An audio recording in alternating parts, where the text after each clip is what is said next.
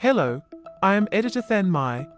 I will provide you with the latest information of the day. US states sue over Trump's targeting of providers of transgender youth medical care. A coalition of Democratic-led states filed a lawsuit on Friday seeking to block policies the U.S. Department of Justice adopted under President Donald Trump to crack down on providers of medical gender-affirming care for transgender youth. 16 states, along with the District of Columbia, in a lawsuit filed in federal court in Boston, argued Trump unconstitutionally trampled on their rights to regulate medicine with an executive order in January that directed prosecutors to prioritize investigations of transgender youth care.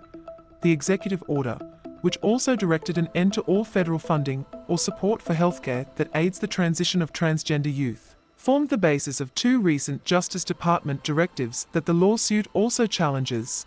Those policies include an April memo from U.S. Attorney General Pam Bondi directing prosecutors to investigate cases involving procedures that she said would violate a federal law barring female genital mutilation.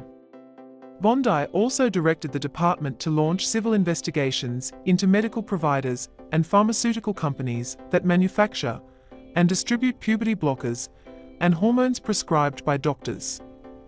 The Justice Department last month said it sent more than 20 subpoenas to doctors and clinics involved in performing transgender medical procedures on children.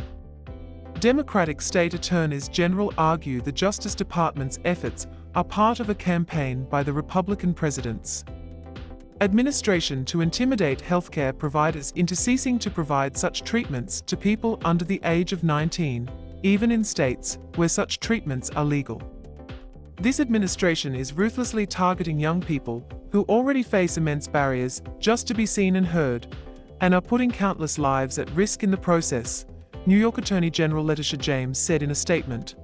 The states argue that by invoking the Female Genital Mutilation Statute, the Food, Drug, and Cosmetic Act, and the False Claims Act, the Justice Department is relying on laws that were never intended to be used to address the conduct at issue. They say Trump's executive order violates the states' rights under the U.S. Constitution's 10th Amendment. Regulation of the practice of medicine has long been left to the states. Conservative lawmakers in 25 states have in recent years adopted bans on various forms of gender-affirming care for adolescents. The U.S. Supreme Court in June upheld one such ban in Tennessee, delivering a major setback for transgender rights advocates. Please like and subscribe to wait for the next information. Goodbye and see you again.